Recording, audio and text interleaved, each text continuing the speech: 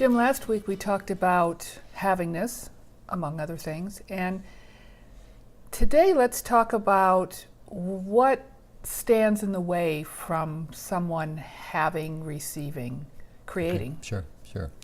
So following up on last week, havingness is where I think where we left off really was having and allowing yourself to have it, receiving it, and owning it in a lot of ways. I think I mentioned just sometimes having something personal, your own personal coffee cup. Right.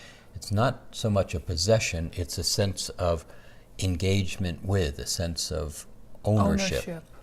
And one of the things that happens in our society is you grow up as a little kid, you're told from religious terms it's better to give than receive, and selfish is not a good thing. So let's talk about selfish from the standpoint, because if you can't be selfish, then the ability to have for yourself kind of falls out of the definition. So the challenge with selfishness is there's really kind of two ends to the stick. And the one that religions and just general acceptability, people to people, Cultural relationship, programming. well, and just simply niceness to people. That one end of the stick is selfish that we don't like is I'm going to step on you, I'm going to take advantage of you, I'm going to use you to get something that I want for myself.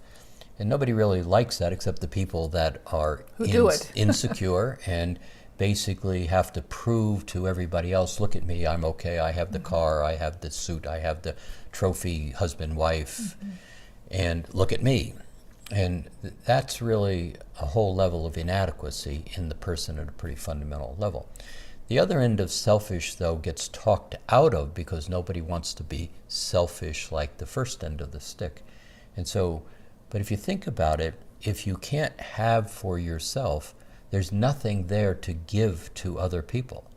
And so the natural state of well-being of people is we love to engage with, to support, to help, to give to other people, to enjoy that space. That whole sense of giving is really very fundamental.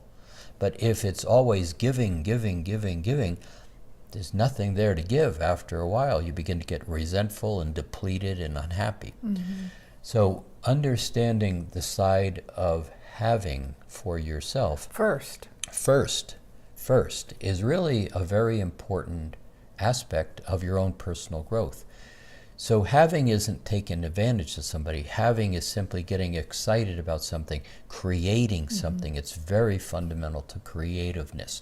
And so you create something and you have success. You talked about success last week. We don't pat ourselves on the back. So you get excited about something, it's successful. And many times a reward comes with that, whether it's money or whether it's a trip or whether it's a appreciation. House, just simply appreciation. But that reward allows you to say, wow, I was successful. I have this for myself. So in regards to that side that's giving, I like to give, you got to have something to give. So having, creating, being successful, and allowing yourself to, one, good job, and two, have it, there begins to be enough room for you to be grounded in your success, confident in yourself, and then the ability to begin to give it away makes a lot of sense because you're not depleting you. If you're fed, you'll have the resources to feed other people. Exactly. Taking care of yourself first, you have to give. Yeah. Now, it's the side that's selfish that keeps taking and taking and taking. That's one of the challenges we have today, is that whole level of the 1%. They keep accumulating. They can't spend all that money. They can't use those resources. And so beginning, you start to work, we talk to wealthy people, and some people at that level, I've watched in a recent conference and had conversation with, it was the whole purpose of more. And yet when you said, how do you really feel about that? What are you doing with it? How are you nurturing? How are you giving away? In a way, it was an offensive question.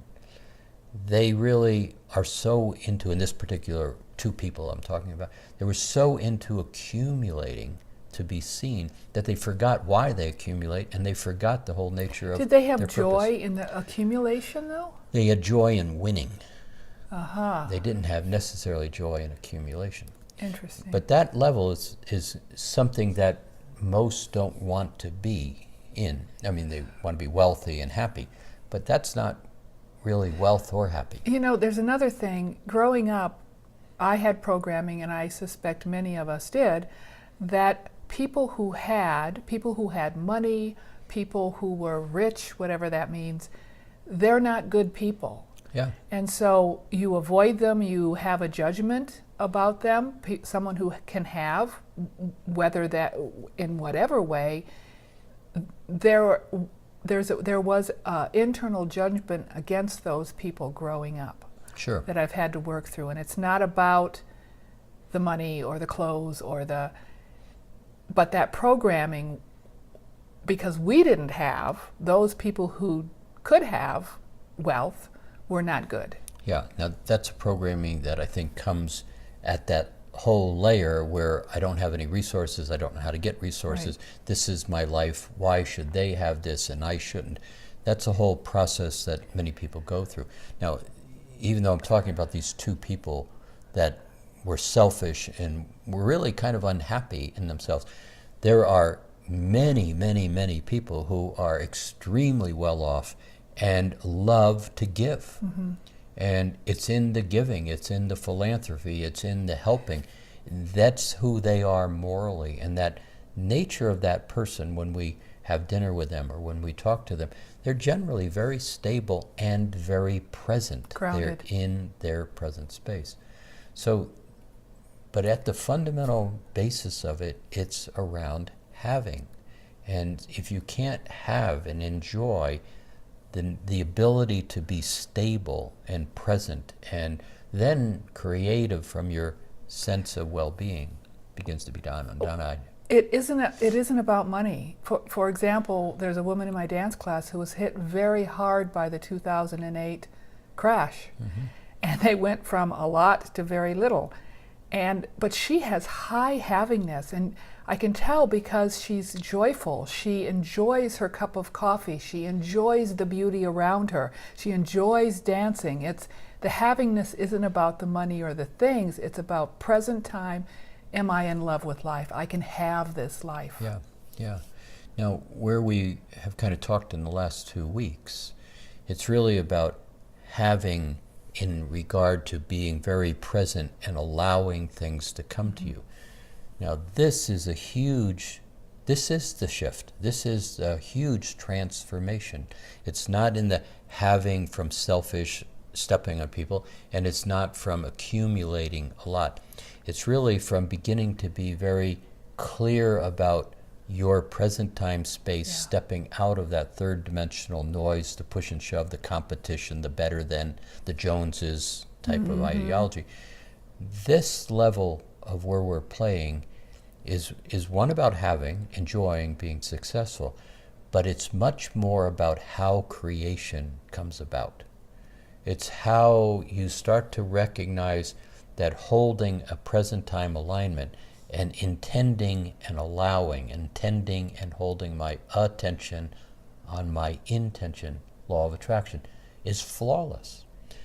But when you get out of the noise and you get into the joy of the day, present time, you start to find these pieces to come to you.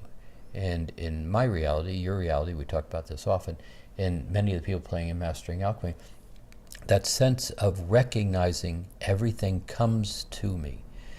It begins to allow you to recognize how it works, that it does work, and then it begins to allow you to think bigger. And it's in the thinking bigger what I'm watching handfuls of those that are now in that light body creation in Mastering Alchemy. They're beginning to recognize that they can hold vibrations of energy. They can have an alignment of energy and well-being. And then just simply sit in a restaurant that has chaos to it and watch the chaos begin to smooth out. So the creativeness in the use of energy management, in the use of focusing light and sound, the use of recognizing that I can have this, I can massage it, I can direct it, I can hold it, I can radiate it, begins to be a very potent sense of creativeness in moving the world from that third dimensional restrictiveness to one that allows others to begin to find havingness for themselves. This is really good topics. Let's next week or in coming week have a conversation about how we personally have experienced that phenomenon of what we're wanting coming to us, allowing it to come to us. I have some examples. You have some examples. Sure. And there is really a technique even to how to more strongly draw what you want to yourself. So that's another whole subject. And in that, and in havingness, and in focus, in present time. The real key is turn off the television. Yeah. The real key is stop fighting with the noise, because if you really can get quiet, the noise has very, very little to do with you at all. It's the noise that's the game of distraction. It's the noise that's keeping people suppressed and pushed down. And it's really not the fighting and the arguing that's ensuing in the third dimensional space. It's in the allowing that's in the fifth dimensional space. So, all right, let's talk about that next time. Very good. Good conversation.